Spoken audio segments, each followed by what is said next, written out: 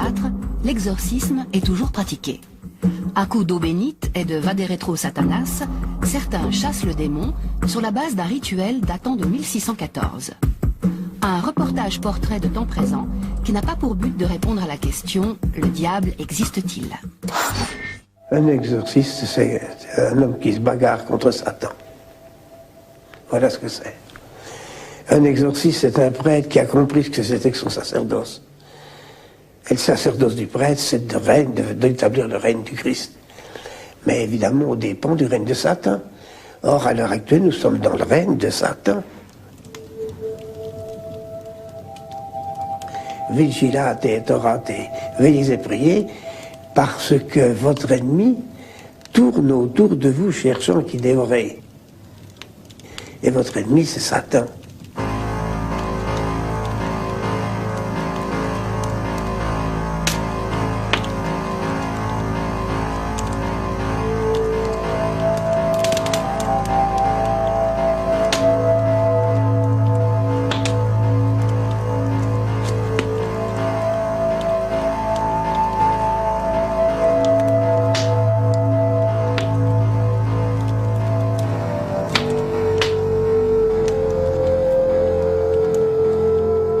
Satan.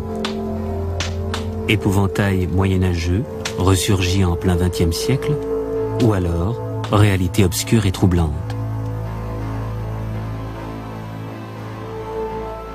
L'Église catholique n'a jamais nié l'existence de Satan, mais, à la lumière de la logique rationaliste, l'Église moderne a jeté un voile de silence sur le diable. Rejeté vers les profondeurs obscures, le diable ne suscite plus guère de vocation d'exorciste. Au sein de l'Église catholique, le Père Matthieu fait exception. Depuis plus d'un demi-siècle, ce capucin du couvent de Besançon consacre sa vie à pourchasser le prince des ténèbres. Mais n'est pas exorciste qui veut. Encore faut-il savoir reconnaître les manifestations diaboliques, savoir détecter les vraies victimes de Satan. C'est d'après les maladies corporelles par lesquelles il passe pour troubler l'esprit des chrétiens. Mais il commence d'abord par s'attaquer au corps. Et c'est pourquoi tous ceux qui viennent pour ces exorcismes passent devant tous les médecins de la création s'ils le peuvent, sans pouvoir faire quelque chose de sérieux. C'est ce que les médecins disent. Écoutez, on n'a plus qu'un recours, c'est d'aller chercher le prêtre. Sors de cet homme! Sors de cet homme! Je te l'ordonne au nom du Christ! Sors de cet homme! In nomine Patris, et Filii, et Spiritus Sancti! Et Patrio in monte Spiritus! Chaque jour, derrière ses volets, à l'abri des regards indiscrets, le Père Matthieu se bat avec le diable. Mon Dieu, délivre André! Satan, sors de cet homme! Combien de cas vous avez traités déjà, Père Matthieu? Des milliers. Parce qu'ils me viennent de partout. C'est-à-dire? Je reçois des Suisses, je reçois des Alsaciens, je reçois des Allemands, je reçois des Belges, je reçois des Italiens, je reçois des Autrichiens, je reçois des... Même si notre époque marque le triomphe du rationnel et de la science, l'homme d'aujourd'hui ne se croit pas pour autant à l'abri des forces démoniaques. Loin de satisfaire la demande, l'Église catholique nomme timidement, presque à contre-cœur, des exorcistes. Mais il n'y en a peut-être pas assez. S'il y en a. Et puis d'un autre côté, vous avez tout de même, des cas un petit peu extraordinaires qui peuvent faire peur aux prêtres. Moi j'ai des évêques qui m'ont dit, mais les prêtres ont peur d'être exorcistes, ils ne veulent pas.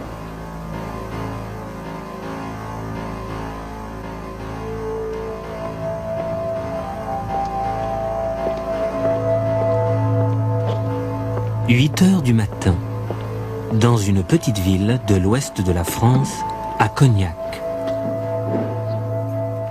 Pour Michel Elie, une nouvelle journée commence. Il entre dans son officine, une ancienne blanchisserie qu'il a transformée en chapelle. Parce que l'Église catholique romaine a une attitude très réservée à l'égard de l'exorcisme, d'autres communautés religieuses ont pris le relais.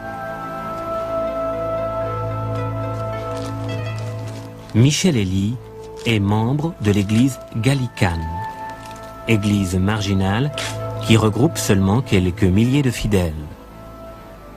La petite communauté gallicane s'est constituée il y a plus d'un siècle en rupture avec sa grande sœur, l'église catholique romaine. Je viens de bénir du sel. Ce sel sert pour faire la protection des personnes qui le portent, pour remettre dans les étables, pour mettre dans les maisons, pour mettre dans l'eau. Et c'est surtout pour chasser le démon. Michel Elie se déclare exorciste. Ici, dans la région, on le surnomme le Père Elie. Alors, je vous présente le curé d'As à ma droite, et puis la Sainte Rita à la gauche. Alors, Sainte Rita, elle est faite surtout pour les cas désespérés, quand on l'invoque très souvent pour les cas désespérés, des accidents très graves, et j'en suis très content, j'ai beaucoup de résultats. Et c'est ce que j'admire le plus, c'est le curé d'As. Parce que le curé d'As, c'est un ami fidèle pour moi, parce qu'il m'aide beaucoup, surtout sur les exorcistes. Et c'est un homme, c'est un prêtre que j'ai admiré du fond du cœur. D'abord, il a sauvé plus de 50 000 âmes, et je crois que c'est très beau. Et j'estime qu'un prêtre, aujourd'hui, il devrait chercher à sauver des âmes. Je vous l'ordonne par le Dieu vrai, par le Dieu saint, par le Dieu Père, par le Dieu Fils. Certaines traditions, certaines liturgies de la communauté gallicane imitent celles de l'Église catholique romaine. Mais en matière d'exorcisme, les positions diffèrent radicalement. Mon Dieu purifie son cœur, efface tous ses péchés. Ancien charpentier, devenu prêtre gallican, marié, 4 enfants, le Père Elie n'hésite pas à faire des exorcismes en présence de ses fidèles. Le Seigneur m'a dit, prends ta croix, va guérir les malades, chasser les démons. Eh ben, parce que je m'étais dit, au départ, que j'étais prêtre, donc je faisais des exorcismes, j'avais peur que mes sacrements ne soient pas sérieux. Je me disais, je suis prêtre, marié, vu l'église romaine qui n'était pas mariée. J'ai dit, le Seigneur va peut-être me punir sous cette chose-là. Un jour, j'ai fait une prière au Saint-Esprit pour savoir la vérité. Et j'ai demandé au Seigneur si tous mes sacrements que je faisais étaient valides. Il m'a dit, oui, mon fils, ils sont très valides. Tant que tu portes ta croix, c'est là que je lui ai dit, si je suis marié, il m'a dit, je n'ai jamais empêché d'un prêtre de se marier, il m'a dit. Il m'a dit, tant que tu portes ta croix, tu vas guérir les malades et chasser les démons. Il dit, t'es un enfant de Dieu.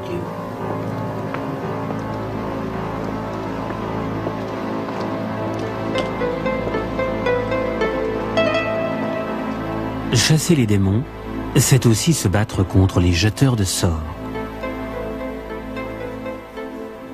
Dans la conscience collective paysanne, rôdent encore maléfices et sortilèges. Là aussi, le Père Elie entre en action. On a jeté un sort sur cette bête. C'est une femme qui le fait, c'est une sorcière. Je vais la délivrer, cette bête. Seigneur, qui avait donné à vos serviteurs tout pouvoir sur la puissance de l'enfer, exaucez ma prière et glorifiez votre saint nom, en guérissant cette bête et en la délivrant de la légion des démons qui la maîtrisent. Au nom du Père et du Fils et du Saint-Esprit, ainsi soit-il. Exaucez ma prière et glorifiez votre saint nom, en guérissant cette bête et en la délivrant de la légion des démons qui la maîtrisent. Au nom du Père et du Fils et du Saint-Esprit, ainsi soit-il. Mal qui que tu sois, d'où que tu viennes, je t'ordonne au nom de Jésus-Christ de quitter cette bête. Au nom du Père, du Fils et de l'Esprit Saint. Amen. Et que la bénédiction de Dieu Tout-Puissant descende sur toi et y reste toujours. Amen.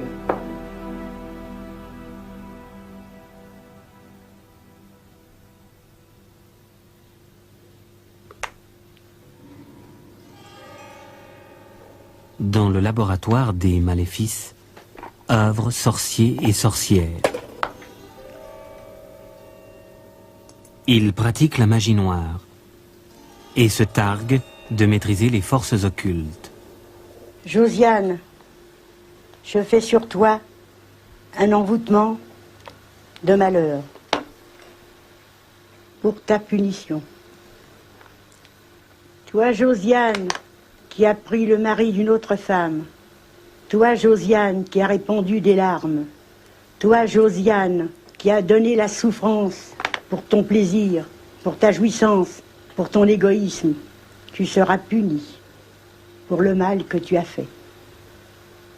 Que ma volonté soit faite, que la volonté de Lucifer et de Satan soit faite, que notre volonté soit faite. Aux exorcistes, aux désenvoûteurs, répondent des jeteurs de sorts, des disciples de Satan.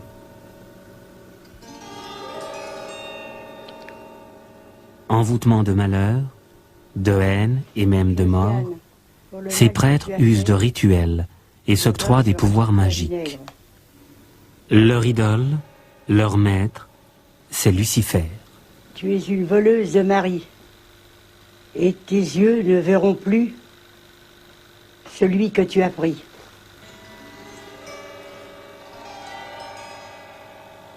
Ta bouche n'embrassera plus celui qui ne t'appartient pas.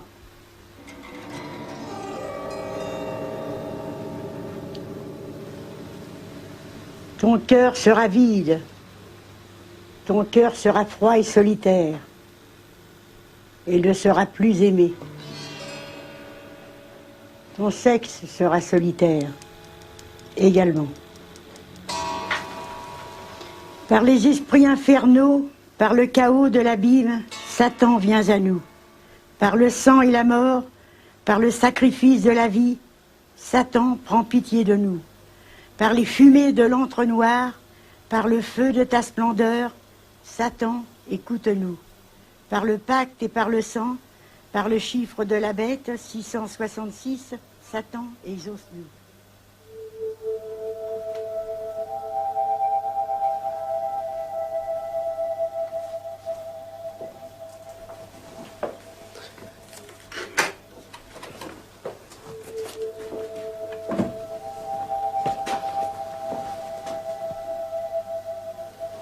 Voilà des envoûtements de plumes faits par la sorcellerie. C'est des sorciers qui s'en servent pour transmettre des maléfices sur les personnes, pour les rendre malades, jusqu'à la mort. Tous ces maléfices, si vous trouvez ça dans votre traversin, dans les édredons ou dans vos oreillers, d'abord, en tentant, si vous sentez des boules, ça se sent. Ouvrez votre traversin et si vous trouvez toutes ces formes, c'est signe de sorcellerie. Par exemple, cette photo, cette forme-là, ça représente comme un genre de cigare. Ce cigare représente une paralysie de la colonne vertébrale. La personne peut en mourir dans les 2 ou 3 ans. Toutes ces boules qui sont à côté représentent un envoûtement sur les nerfs. C'est les nerfs qui se mettent en boule. Vous allez juste de la dépression nerveuse jusqu'à la folie, jusqu'à le suicide, même avoir des congestions cérébrales. Et si par exemple vous avez 2 boules qui se collent d'un côté de l'autre du cigare, c'est la mort, c'est la croix de la mort. Par exemple, ça fait comme une corde. Ça fait un genre de corde, et une fois que le nœud sera lié là, la personne qui couche donc dans ce lit qu'on a fait l'envoûtement va mourir par la pendaison. Si vous trouvez des plumes bleues, comme donc cette image, c'est un signe d'anémie. Et quand les plumes viennent directement violettes, ça sera un signe de cancer du sang, cancer généralisé. Mais au fait, qui introduit ces plumes ? Qui introduit ces plumes, c'est les sorciers qui, je pense, qui travaillent avec les démons. Et les démons, c'est eux qui viennent former ça dans la plume.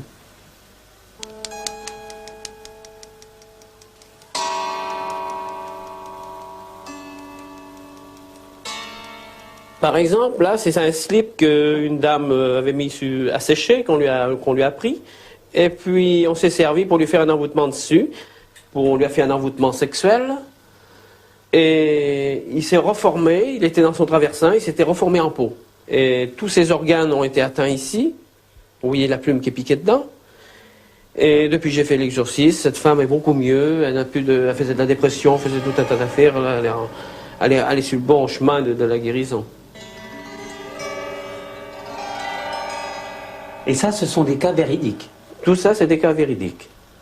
Et c'est pour ça que les gens qui ne croient pas à la sorcellerie, qui regardent surtout dans leur traversin, oreiller, édredon, duvet, même jusque dans des canapés, où il y a du duvet dans des... comment je dirais-je, dans les cadres des canapés, même sur des bordures de canapés, j'ai eu des cas.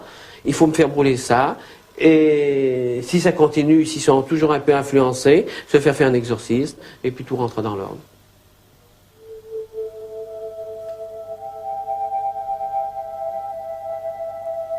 Tout allait mal pour moi. Dans ma vie professionnelle, je faisais pas mal de boulettes, et à tel point que j'ai failli perdre mon emploi. Dans ma vie affective, rien n'allait bien non plus, puisque je devais donc me marier, et mon amie est donc tombée très très gravement malade, à tel point qu'elle a dû me quitter. Ça a été très dur pour moi, et toute cette accumulation de choses m'ont fait penser que je pouvais sûrement être envoûté et que quelqu'un peut-être me jetait un sort. Témoignage de Marcel, 38 ans, employé de banque, victime de sorcellerie, a subi un envoûtement par plume. Je me suis muni de gants en plastique, j'ai pris une paire de ciseaux et j'ai étalé dans ma chambre une grande couverture. J'ai pris mon oreiller, c'est un grand oreiller sur des lits qui font 1,40, vous savez, des grands lits. J'ai donc commencé à ouvrir un bout de l'oreiller et progressivement, j'ai enlevé les plumes que j'étalais dans ma couverture. C'était assez délicat parce que d'ailleurs il y a pas mal de duvet qui s'envolaient. Alors j'y allais très lentement. Et progressivement, je suis arrivé à un moment donné à trouver des plumes enroulées qui formaient une espèce de couronne. J'ai déjà commencé à avoir peur un tout petit peu parce que ces plumes, on aurait dit que ces plumes avaient été collées par quelqu'un et enroulées. Et cette couronne était assez résistante. Je n'ai d'ailleurs pas trop essayé de la défaire. J'ai continué et j'ai trouvé progressivement encore de nouvelles couronnes. Mais ce qui m'a impressionné le plus, c'est que je suis arrivé à un moment donné à trouver un drôle de tissage et je l'ai pris, je l'ai regardé, c'était une perruque parfaitement tissée. Et alors là, franchement, j'ai eu très très peur. Et je me suis empressé de récupérer mes couronnes et la perruque et de tout mettre dans une enveloppe. J'ai tout fermé et sur les conseils de l'exorciste, j'ai enroulé ma couverture, je suis descendu au jardin avec des bouteilles d'alcool, j'ai tout brûlé, mis à part bien sûr la perruque et les couronnes que j'ai ramenées le lendemain chez l'exorciste. Alors l'exorciste a examiné bien sûr les couronnes et la perruque qu'il a impressionné. Il m'a dit de suite, effectivement, vous êtes envoûté, mais alors vraiment à un degré très important. Et il en a conclu qu'effectivement, quelqu'un m'avait jeté un sort, et il a même trouvé le prénom de la personne qui m'avait jeté ce sort. Alors là, je me pose des questions, vraiment. On parle de magie noire. Je ne sais pas comment ça a pu se faire, mais le fait est que c'était vraiment impressionnant. Impressionnant. Et je pense que quiconque trouverait ce tissage de plumes dans un oreiller serait pris de panique, sûrement. Parce que vraiment, là, on se pose des questions.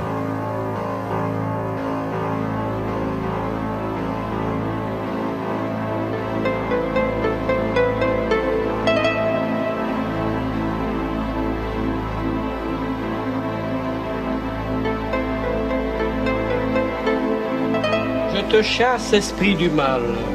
Je te sonne. À l'instar du médecin de campagne, Par le Dieu. le père Élie est souvent en déplacement. Par le Dieu saint de sortir Avec de sa tes trousse mauvais d'exorciste péchés. et sa panoplie d'accessoires religieux, Je te leur donne au nom il de prétend Dieu vaincu. désenvoûter les maisons hantées et conjurer les mauvais sorts. Je t'ordonne, plus épouvanté jamais ceux qui habitent en cette demeure, au nom de Dieu le Père. Ici, dans la région, il est connu pour son acharnement à combattre le diable et les démons. Nous vous en supplions, Seigneur, visitez cette demeure et chassez en bien loin toute embûche de l'ennemi. Que vos saints anges y habitent, nous conservent dans la paix, et que votre bénédiction descende sur nous et sur elle, ainsi soit-il. Ah. Témoignage de Louise Adélaïde, 84 ans.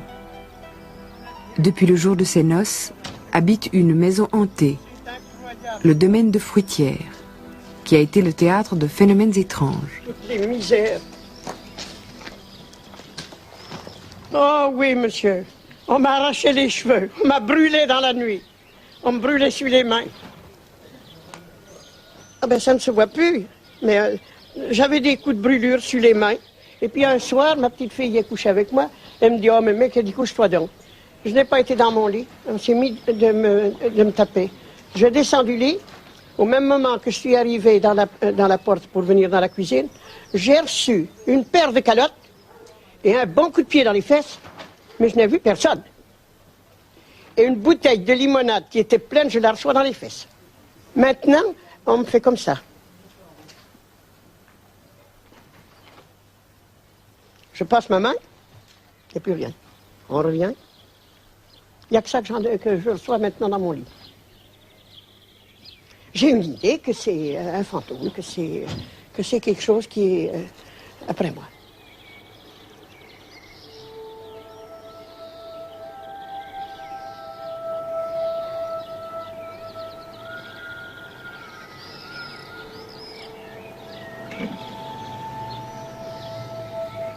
La Vierge, la pauvre, on entendait pleurer dans sa tête.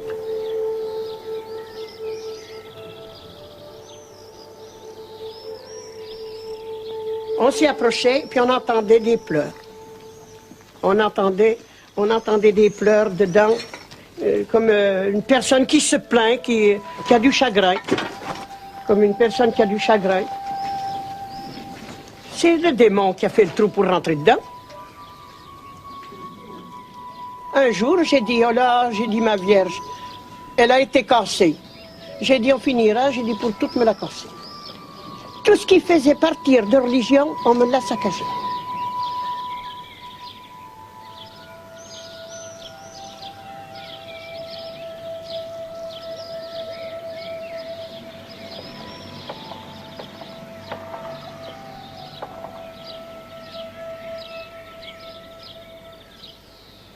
J'avais des aiguilles. J'avais peut-être 200 ou 300 aiguilles. Un jour, on les a trouvées toutes dans notre lit. Ces aiguilles, elles étaient toutes piquées dans le lit, à droite et à gauche. Bon, ces aiguilles, on les met dans une boîte à pastilles.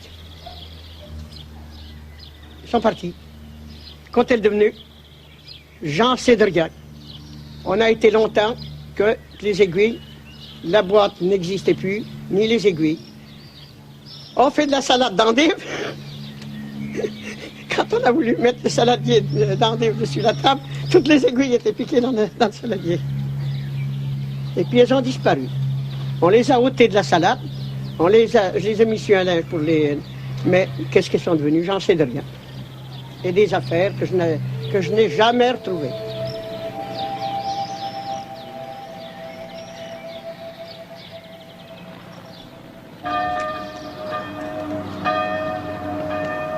Pour le père Élie, ce dimanche n'est pas tout à fait comme les autres. Dans le petit village de Yersac, en Charente, le père Élie a réuni ses fidèles gallicans pour une cérémonie inhabituelle. Il va procéder à un grand exorcisme, l'exorcisme de la jeune Chantal. Témoignage d'un cas de possession, Chantal, 18 ans, en compagnie de son fiancé. Alors là, avec le père Élie, on a eu un contact. On y a été la première fois, on a été à la messe. La deuxième fois, il a fait des exorcismes sur sa famille. Sur chaque membre de sa famille, il a fait un exorcisme. Et puis après, c'est là que moi, je me suis aperçu, il s'est aperçu que moi aussi, j'avais quelque chose qui n'était pas du tout en rapport avec sa famille. Mais j'étais possédée par des démons. Lui, c'était juste un envoûtement, et moi, j'étais possédée. Mais jusqu'au moment où le père Élie vous a dit cela, vous vous sentiez possédée? Non, je me sentais... Des fois, je me trouvais mal à l'aise, tout, mais je me doutais pas ça, je pensais pas à ça du tout. D'abord, sur Chantal, la première chose que j'ai détectée, c'est que quand elle est rentrée dans ma chapelle, elle n'était pas en sécurité. Oui, c'était dur à l'amener. Je lui ai fait imposer la main donc sur ce missel, et je lui ai mis la croix directement sur sa main, et elle a commencé à remuer, les nerfs sautaient dessous la croix, et elle a rejeté tout d'un coup la croix. J'ai voulu essayer donc après de lui mettre sur la tête, impossible de l'approcher, à foncer dans tous les coins de mur, et c'est là que je me suis aperçu qu'il y avait une possession. Et j'ai dit, ça c'est une possession diabolique. Je savais que cette fille était très possédée, que je savais que cet exorcisme serait très dur. Je suis rentrée, j'étais au fond, puis il y a une copine qui me dit, viens devant, viens devant. Alors là, la chose s'est réveillée, ou je sais pas quoi, elle a sorti en moi, j'ai pris la porte en courant, on m'a vite rattrapée, on m'a tiré dans l'église, on m'a vraiment... Oh, je pouvais pas... Moi, je me cramponnais, c'était une vraie lutte entre nous deux. C'était pas moi, parce que moi, je réalisais pas, moi. C'était pas moi, c'était cette force, ces choses-là qui me disaient, va-t'en, va-t'en. Sœur, repars d'où tu viens, démon maudit, au nom du Père, du Fils et de l'Esprit Saint, car c'est Dieu qui te le commande. Dieu te le commande de sortir du corps de Chantal. Quitte ce corps et cette âme que tu rends malade. Je te l'ordonne au nom du Père et du Fils et de l'Esprit Saint. Quitte ce corps et cette âme que tu rends malade. Je te l'ordonne, quitte ce corps. Allez, sors, démon maudit. Sors, je te l'ordonne, au nom du Père et du Fils et de l'Esprit Saint. Quitte ce corps et cette âme que tu rends malade. Esprit du mal, écoute-moi, je t'ordonne devant Dieu Tout-Puissant de quitter le corps de Chantal. Quitte ce corps et cette âme que tu rends malade. Tu entends, démon? Je t'ordonne devant Dieu Tout-Puissant et devant notre Seigneur Jésus-Christ. Et tu vois la croix qui est devant notre Seigneur Jésus-Christ. Quitte ce corps et cette âme que tu rends malade. Allez, va-t'en, démon, va-t'en. Quitte ce corps et cette âme que tu rends malade. Allez, va-t'en, rends ton pacte, démon maudit. Quitte ce corps et cette âme que tu rends malade. Au nom du Père et du Fils et du Saint-Esprit. Amen.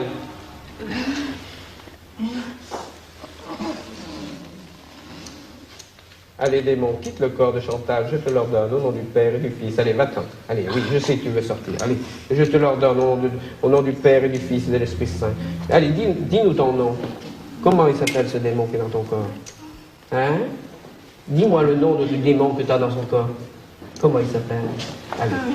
Allez, démon, quitte ce corps et cette âme, au nom du Père et du Fils et de l'Esprit Saint.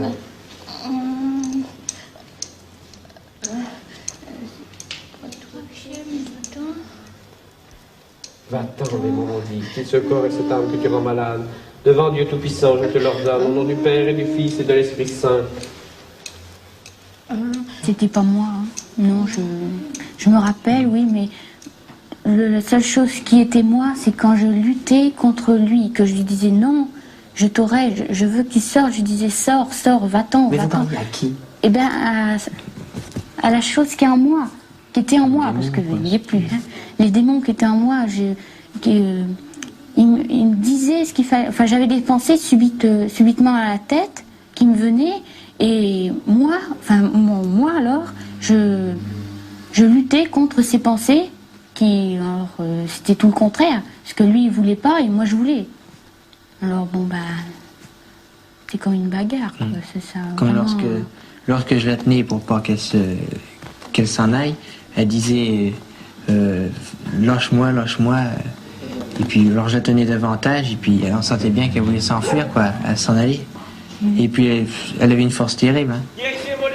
Moi, bon, elle n'est pas forte, mais disons que ce matin, c'était difficile de la tenir. Hein. C'est une force surhumaine qu'elle avait en elle. Hein. Elle pouvait pas... Heureusement qu'elle était attachée d'un bras, d'un côté. Soit dans son corps, soit au-delà, ni par vision, ni frayeur, ni crainte tant la nuit que le jour. Soit qu'il dorme, soit qu'il veille, mange ou prie, soit qu'il agisse naturellement ou spirituellement. Ça voulait sortir et puis dans le fond ça sortait pas quoi. C'était... Et puis aussi quand Père Élie me faisait la croix avec sur le front, même son Christ devant moi, je pouvais pas le voir, je pouvais pas supporter, ça me mettait vraiment hors de moi ça. Tout en luttant, ces choses étaient plus fortes que... Mais qu'est-ce qui vous gênait dans la croix?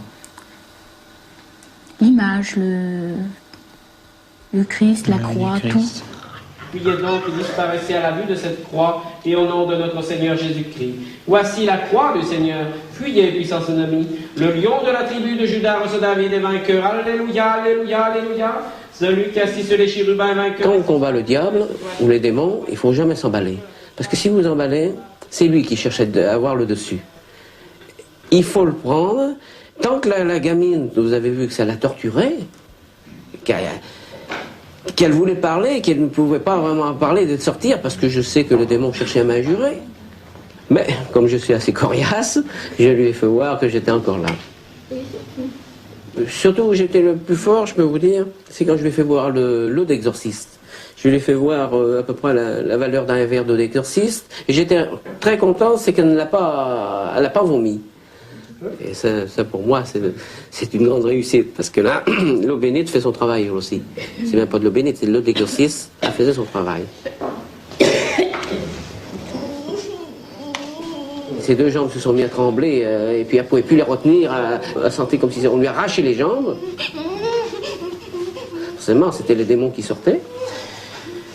Et c'est là que j'ai dit, ça y est, les deux derniers, ils vont sortir. Surtout les deux plus forts. Satan et puis son chef, et c'est là qu'ils sont sortis, c'est quand ces jambes sont mis à trembler, à se tordre dans tous les sens qu'elle voulait les retenir, c'est là que je me suis dit, ça y est, je suis rendu à la fin.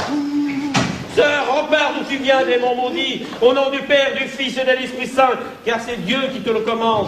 Dieu te le commande de sortir du corps de Chantal. Quitte ce corps et cette âme que tu rends malade. Le démon, il est obligé de s'en aller, parce que l'eau d'exorcisme, en allant dans l'estomac, poussait les démons à sortir. Et donc, après, c'est là que j'ai conjuré plus fort pour qu'ils sortent le plus vite possible. Et vous avez vu, après, elle est tombée dans les bras de son fiancé et qu'elle a dit à sa mère, surtout, « Maman, tu vois comme je suis, tu ne t'es pas aperçu. » Et croyez-vous que c'était pas bon, parce que moi, j'en pleure à chaque fois quand j'ai mes réussites, parce que sur le fond de mon cœur, je dis, ça y est, encore un âme que j'ai racheté du diable, que j'ai ramené dans le royaume de Dieu. Et c'est ça qu'il faut ramener.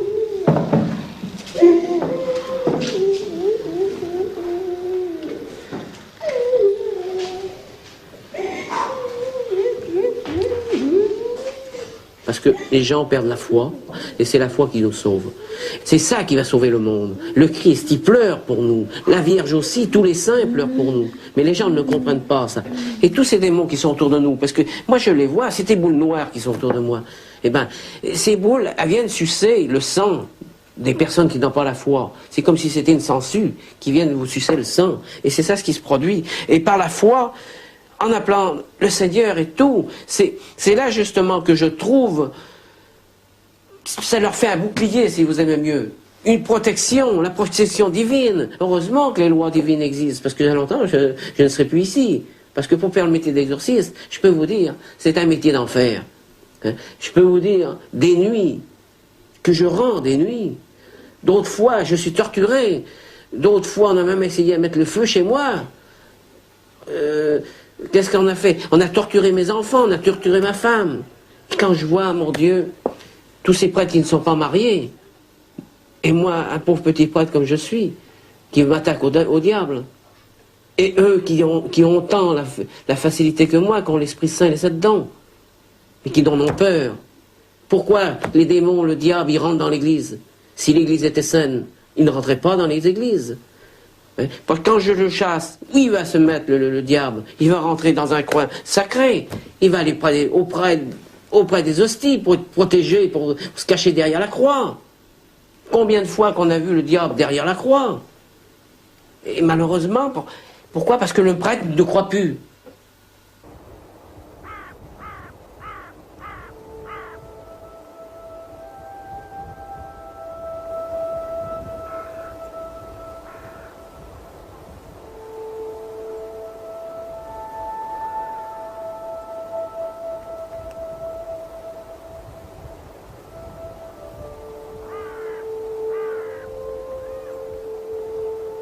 Lumière et ombre. Dans l'histoire de la religion, la croyance en Dieu va souvent de pair avec la croyance au diable.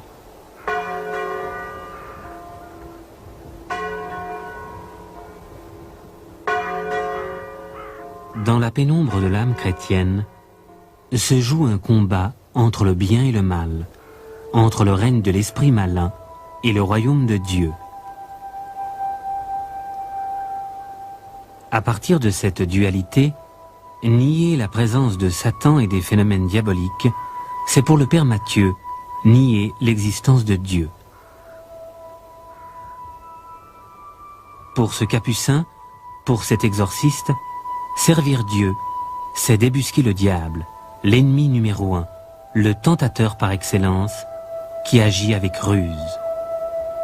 Car Satan, ne l'oublions pas, c'est le singe de Dieu. Et il a bâti son Église à lui, comme le Christ a bâti la sienne. Celle du Christ, elle repose sur lui, celle de Satan repose sur Lucifer. Il a ses prêtres comme nous avons les nôtres. Il y a, voyez-vous, dans la part de Satan, il y a ses sacrements. Ce sont tous ces faits magiques qui sont dans les grimoires, dans tout ce qui circule chez vous en Suisse comme ailleurs, n'est-ce pas? Et alors, naturellement, il peut essayer de singer le bon Dieu jusqu'au bout. Il prend même quelquefois des attitudes de piété. Il y a un démon qu'on appelle le démon dévot. C'est peut-être un des plus terribles à déloger de quelqu'un. Parce qu'il semble plus, comment dirais-je, rébarbatif aux prières de l'Église. Il cède, il est bien obligé, mais enfin, malgré tout, c'est comme ça. Satan, Belzébuth, Astaroth, levez-vous. Annoncez-nous notre liberté, notre pouvoir sur la vie et sur la mort, notre droit à la vie et au bonheur. Dès ici-bas, donnez-nous votre force et votre ultime connaissance, et éternellement nous serons vos serviteurs. Gloire à toi, Satan. Parce que Satan, il a ses prêtres, puis il a ses fidèles aussi. Et les fidèles, ce sont ceux qui lancent des sorts pour essayer de faire entrer chez eux des fils de la véritable Église. Fais au Satan que ma prière parvienne à toi. On arrache les âmes au Christ pour les donner à Satan. Fais au Satan que mes demandes se réalisent, moi qui célèbre ton culte en ce jour, que ton règne vienne, que ta volonté soit faite pour des siècles et des siècles. Ave Satani, Ave Satani, Ave Satani. À l'heure actuelle, on fait de la magie partout. On enseigne même aux enfants les pratiques magiques que l'on met à leur portée. Mais ça, c'est quelque chose d'épouvantable parce que on trouble d'abord les âmes d'enfants, on trouble les grandes personnes. Et j'ai ici quelquefois des grands, des jeunes gens, des jeunes filles. Il y en a 4 un jour qui ont envahi ça en courant. Et le frère cuisinier qui était là me dit, tiens, vous avez 4 fous qui sont en train d'entrer chez vous. 4 fous qui sont en train d'entrer chez vous. Mais c'était des jeunes gens qui sortaient de faire tourner des tables et puis de faire taper des verres, vous savez. Et ils ont reçu des verres à la figure. Eh bien, ils ont compris cela. Ils ne le feront pas. Mais à côté de ça, vous avez des quantités de jeunes qui font de la magie. Mais ça, c'est abominable. Et c'est abominable de la part de ceux qui préparent ces choses et qui permettent de les exécuter.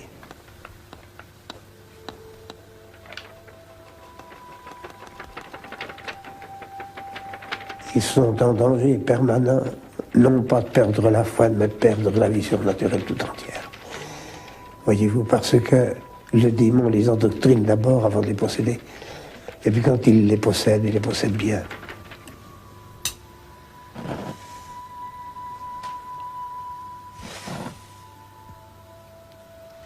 Il n'y a pas dans l'écriture tout entière des condamnations, des malédictions divines plus graves que celles qu'il a lancées contre tous ceux qui font de la magie ou du spiritisme. Pas même tourner les cartes. Voyez-vous, tout est interdit. Parce que là, c'est le royaume de Satan. Si vous vous amusez avec du feu, vous brûlez. Si en faisant de la magie, si on fait de la magie, on se brûle. Et après ça, il ne faut pas se plaindre.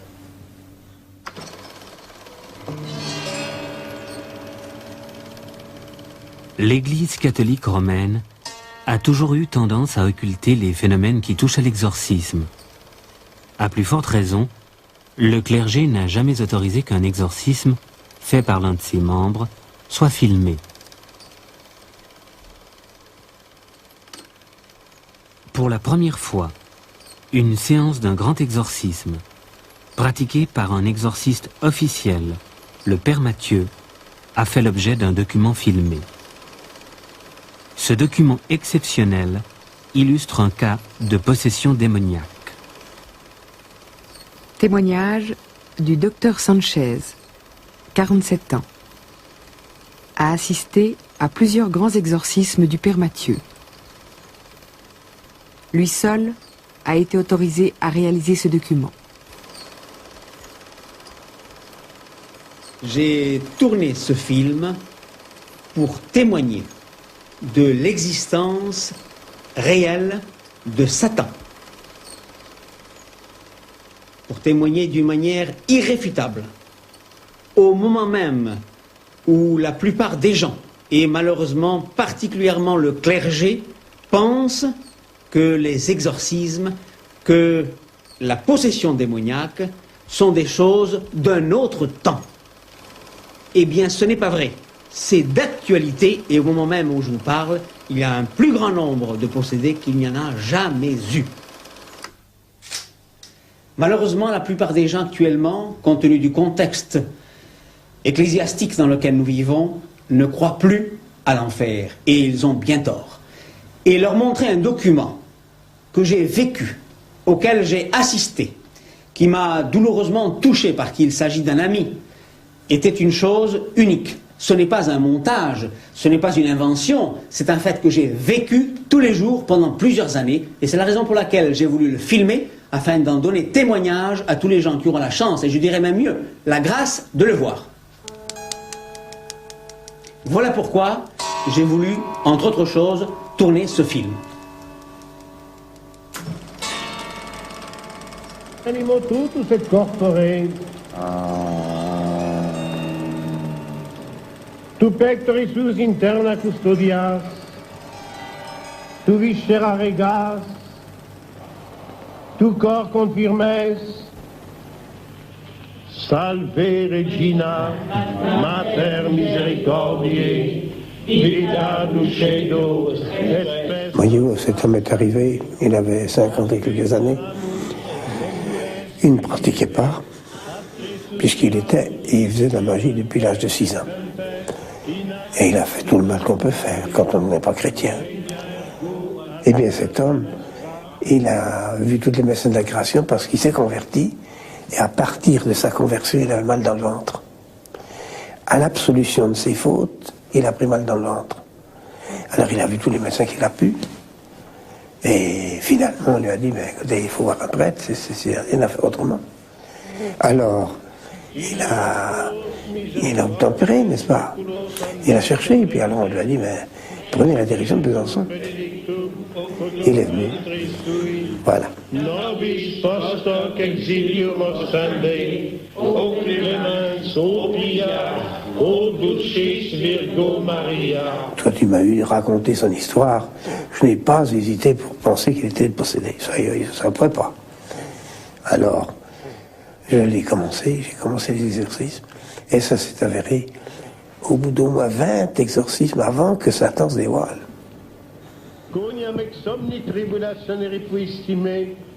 Et alors, quand il s'est dévoilé, ben, c'était la bagarre.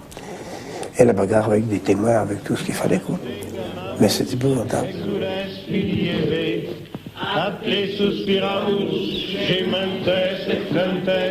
Inac lacrimarum valle, potestate mitandite in genam, regna ergo advocata nostra, illos tuos misericordes oculos annos, omnem virtutem inimici, et nihil vobis nocebit,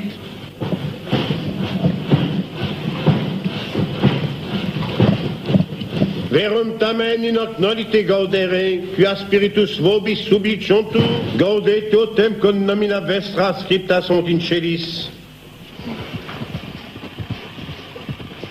Imperatibi, vides sanctorum apostolorum Petri et Pauli, et ceterorum sanctorum, imperatibi martyrum sanguis, imperatibi continentia confessorum, exorcismo. On me demande parfois pourquoi je parle latin. C'est parce que les gens ne le savent pas. Oui, mais alors quel intérêt y a-t-il? L'intérêt, c'est que Satan, quelquefois, me répond en latin, alors qu'elle ne le sait pas. Et à ce moment-là, il y a autre chose, comprenez-vous? Et ainsi de suite, il y a des... Mais il vous répond quoi, Satan? Mais il me répond à la question que je pose. Et quelles sont les questions que vous posez? Par exemple, dis-moi ton nom. Non. Dic mihi nomentum, c'est pas ce que ça veut dire. Réponds non. C'est clair. Comprenez-vous? Et pour tout, c'est comme ça. Salaud. Salaud.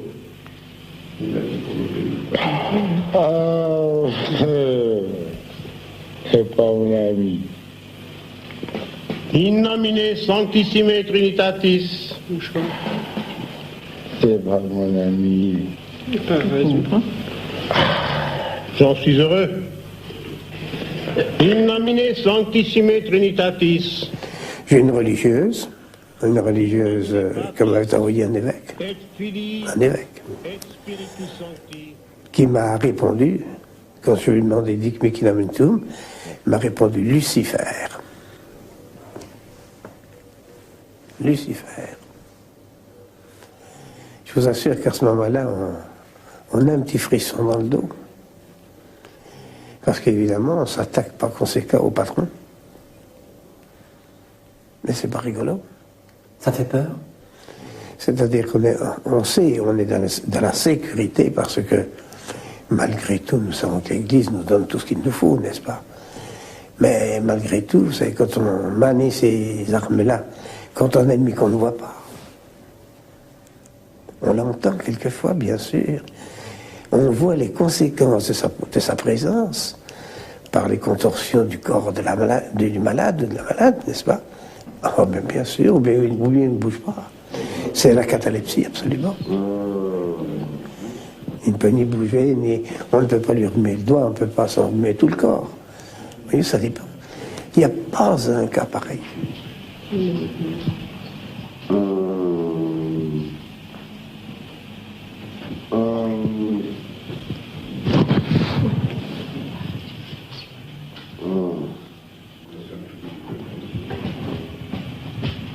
Venez maintenant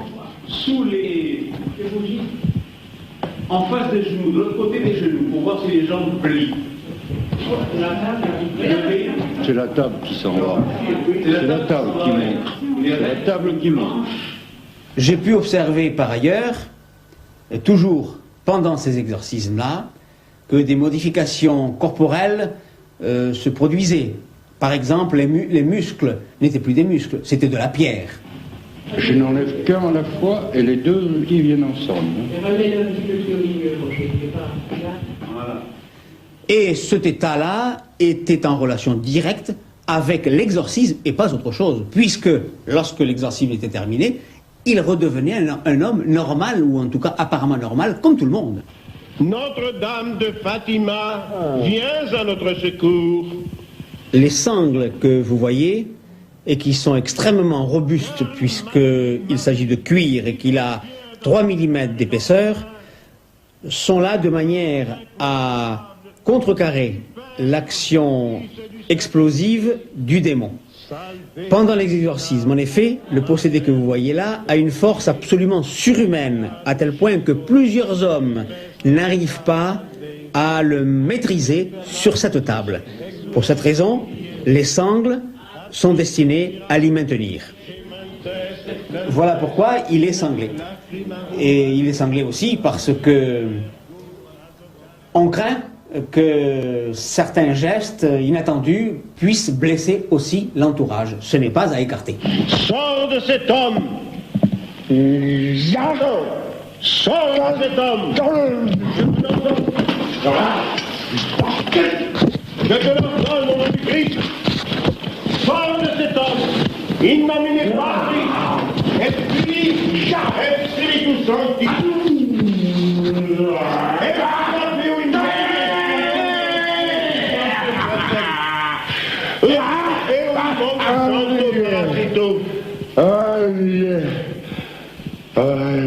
Mon Dieu, délivre André. Père, accorde à tes enfants cette grande grâce pour leur montrer combien tu peux être aimé comme un père avec nos cœurs d'enfants. Père, exauce-nous. Je peux vous assurer que je ne me doutais pas un instant des ruses extraordinaires qu'utilisait le diable pour arriver à ses fins. Salve Regina. Et il ne faut pas croire, en voyant ces images, qu'il s'agit du possédé lui-même. Le possédé est absolument inconscient. Il ignore tout ce qui se passe, il est parfaitement inconscient. Son corps qui devient comme de la pierre, qui pèse des tonnes, les grimaces qu'il fait, ses yeux injectés, ses rictus, ces crachats qu'il envoie au visage des prêtres, il est absolument inconscient de tout cela. Et c'est le diable qui le fait en se servant du corps du possédé. Par conséquent, le corps du possédé est entièrement sous sa domination et s'exprime à la place du diable. Et d'ailleurs, pendant les exorcismes, je peux vous assurer que les gens qui l'entourent ont peur. Le seul qui n'a pas peur, c'est le Père Mathieu. Alors pourtant qu'il voit à travers ses yeux, pendant l'exorcisme, les flammes de l'enfer. Ce n'est pas une image, il le voit vraiment comme s'il y était. Terreur des démons. Terreur des démons.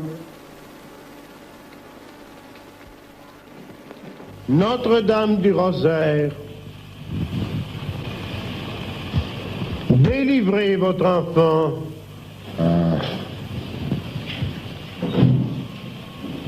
Chassez Satan du corps de votre enfant. Par le sacerdoce du Christ, Satan, sors de cet homme. Père, chassez le démon pour toujours. Repousser en enfer Satan et les autres esprits mauvais qui errent dans le monde pour perdre les âmes. Pendant un siècle, on a récité cette prière de la part de l'Église. Et on l'a supprimée. Pourquoi? Parce que Satan en avait marre. Et c'est lui qui a obtenu ça. Satan s'est arrangé pour pouvoir faire disparaître toute lutte, toute résistance contre lui.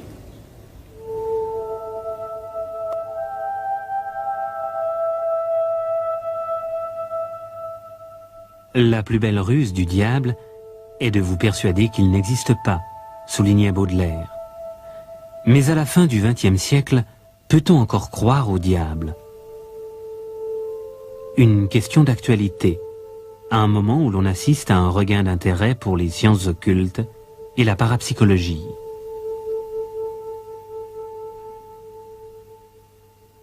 À la lumière des acquis de la psychanalyse, l'Église a évolué. Elle ne veut plus réduire Satan à une image d'Épinal.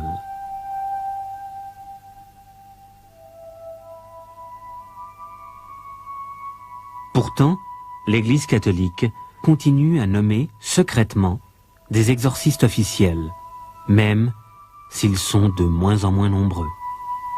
Parce qu'on ne veut pas faire du mal à Satan. Ou plus exactement, on n'y croit plus. Alors on ne se bat pas contre celui qu'on ne connaît pas. Pas possible, ça. C'est peut-être pour ça qu'il fait tant de mal. Oui. Mais vous, Père Mathieu, vous l'avez rencontré, Satan? Oui, je peux le dire. Je peux le dire. Quelle impression ça fait? Ça ne fait pas rire. Mais d'un autre côté, il ne faut pas avoir peur. Car un enfant qui ne quitte pas sa mère peut être défendu par elle comme si c'était une lionne qui défend son petit. La Sainte Vierge défend son enfant. Dans l'exorcisme, si on est en règle, on ne doit pas avoir peur, on ne peut pas avoir peur, car tout de même, il y a l'amour divin entre Satan et l'enfant que nous sommes. Les anges.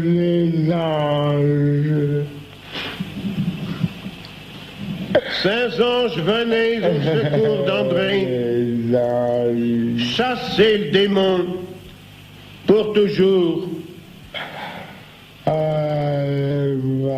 À 84 ans, le Père Mathieu continue son combat, corps à corps, avec le prince des ténèbres, inexorablement, envers et contre tous.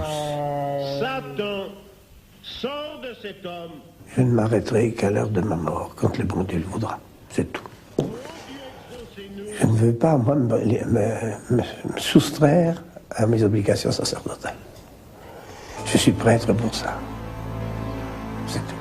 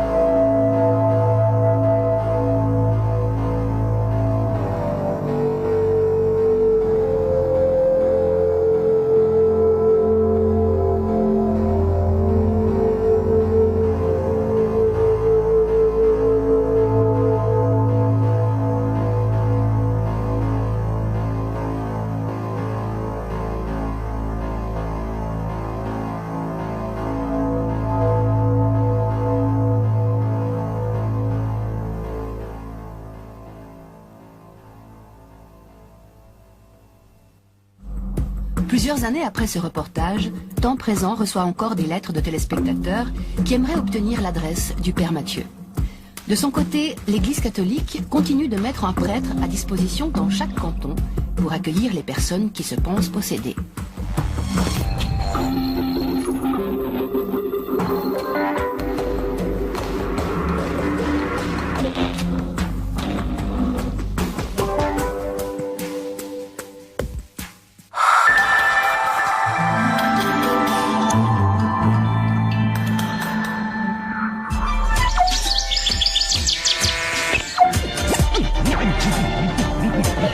Marcher, c'est bon pour la santé et bon pour le moral. À bon entendeur s'est lancé dans la randonnée et vous accompagnera tout l'été avec des émissions originales dans des paysages sublimes avec des tests inédits. Et avec un feuilleton pour vous apprendre à cultiver sur votre balcon des légumes, des fruits et même des fleurs comestibles sans une goutte d'engrais artificiels ou de pesticides.